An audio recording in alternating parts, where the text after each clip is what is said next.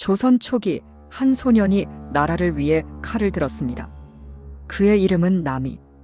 어린 나이에 전쟁터를 누비며 조선을 지켜낸 영웅이었지만 정치의 소용돌이에 휘말려 억울한 죽음을 맞이했습니다.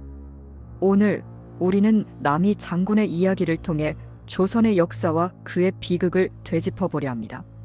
남이 장군은 1443년 조선의 수도 한성에서 태어났습니다. 당시 조선은 세종대왕의 치세를 지나며 과학과 문화가 꽃피던 시기였지만 왕권을 둘러싼 정치적 갈등이 점점 심화되고 있었습니다.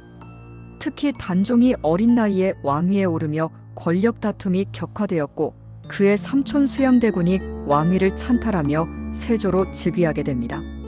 이 혼란 속에서 남이는 자신의 운명을 개척해 나갔습니다. 남이는 17살이라는 어린 나이에 묵과에 급제하며 조선의 최연소 장군으로 이름을 알렸습니다. 그의 가장 큰 업적은 여진족과의 전투에서 빛났습니다. 당시 여진족은 조선의 북쪽 국경을 위협하며 끊임없이 침략을 시도했는데 남이는 23세의 나이에 대군을 이끌고 여진족을 격퇴하며 국경을 안정시켰습니다. 그는 두만강 너머까지 진격하며 여진족의 근거지를 초토화시키는 등 강력한 전투력을 보여주었고 이로 인해 조선은 한동안 북방의 평화를 유지할 수 있었습니다. 남이 장군의 비극은 그의 빠른 출세와 강직한 성품이 정치적 질투를 불러온 데서 시작되었습니다. 세조의 사후 그의 아들 예종이 즉위하면서 남이는 반란을 꾀한다는 누명을 쓰게 됩니다. 이 누명은 남이를 시기하던 신하들의 모함으로 시작되었습니다. 특히 유자광이라는 인물이 남이의 몰락에 결정적인 역할을 했습니다. 어느 날 남이가 걸레 숙직을 하던 중 밤하늘에 혜성이 나타났습니다. 남이는 이를 보고 혼잣말로 혜성은 묵은 것을 없애고 새 것을 나타내려는 징조로다라고 말했습니다. 이 말을 엿들은 유자광은 이를 역모의 증거로 삼아 왕에게 보고했습니다. 그는 남이가 혜성을 신왕조의 징조로 해석하며 반란을 계획하고 있다고 주장했습니다. 유자광은 자신의 주장을 뒷받침하기 위해 거짓 증언을 추가하며 남이를 역모자로 몰아갔습니다. 남이는 의금부에 끌려가 고문을 받으며 신문을 받았습니다. 고문을 견디지 못한 남이는 결국 역모를 시인하게 되었고 능지처참이라는 끔찍한 형벌을 받고 1468년 25세의 젊은 나이에 처형당했습니다. 그의 죽음은 조선 역사에서 가장 억울한 사건 중 하나로 기록되었으며 이는 정치적 음모와 권력 다툼의 잔혹함을 보여주는 사례로 남아 있습니다.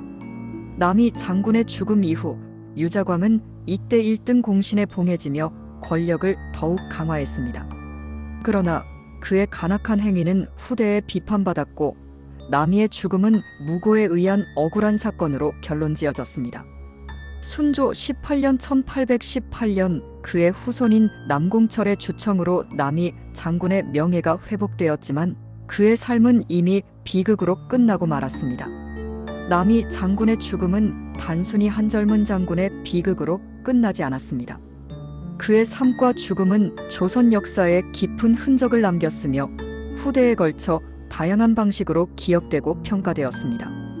남이 장군의 억울한 죽음은 조선 사회에 큰 충격을 주었습니다. 그의 죽음은 정치적 음모와 권력 다툼의 잔혹함을 보여주는 대표적인 사례로 기록되었으며 이는 조선의 정치 구조와 권력의 본질에 대한 깊은 성찰을 불러일으켰습니다. 특히 그의 죽음은 남이의 옥으로 불리며 무고한 사람을 희생시키는 정치적 음모의 상징으로 자리 잡았습니다.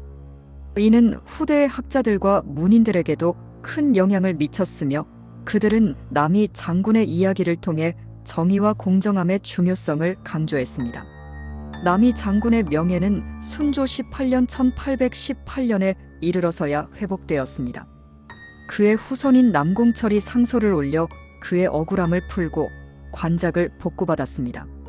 이는 조선 후기 사회에서 억울한 사건을 바로잡으려는 움직임의 일환으로 볼 수 있으며 남이 장군의 이야기가 여전히 사람들에게 큰 울림을 주고 있었음을 보여줍니다. 남이 장군의 묘소는 현재 경기도 화성시 비봉면 남절리에 위치해 있으며 그의 충절과 희생을 기리기 위해 창녕의 구봉서원, 서울 용산의 용문사, 그리고 서울 성동의 충민사에 그의 위패가 모셔져 있습니다. 이러한 사당들은 남이 장군의 업적과 정신을 기리기 위한 공간으로 오늘날까지도 많은 사람들이 그의 삶을 되새기기 위해 찾고 있습니다. 또한 남이 장군의 이야기는 민간 전설과 문학 작품으로도 전해져 내려왔습니다. 그의 비극적인 죽음은 사람들의 상상력을 자극하며 남이 귀신 이야기와 같은 전설로 변모하기도 했습니다. 이는 그의 죽음이 단순히 역사적 사건으로 끝난 것이 아니라 사람들의 마음속에 깊이 자리 잡았음을 보여줍니다. 그의 이야기는 조선시대의 정치적 현실과 인간의 본성을 탐구하는 데 중요한 소재로 사용되었으며 오늘날에도 많은 이들에게 교훈을 주고 있습니다. 남이 장군의 유산은 단순히 그의 군사적 업적에 그치지 않습니다.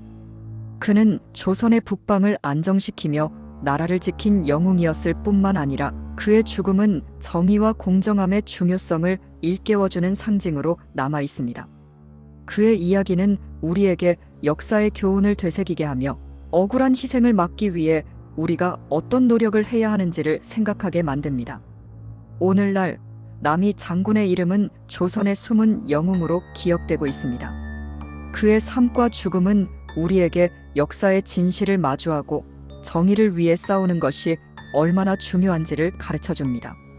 그의 이야기를 통해 우리는 과거의 잘못을 되새기고 더 나은 미래를 만들어 나갈 수 있는 힘을 얻을 수 있습니다.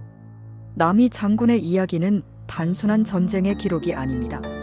그것은 나라를 위해 싸운 한 젊은 영웅의 비극적 운명과 정치적 음모가 어떻게 한 사람의 삶을 송두리째 바꿀 수 있는지를 보여줍니다. 그의 이름은 잊혀졌을지라도 그의 업적은 조선 역사 속에서 영원히 빛날 것입니다. 오늘 이야기가 흥미로우셨다면 좋아요와 구독 부탁드리며 다음 시간에도 더 흥미로운 이야기로 찾아뵙겠습니다. 감사합니다.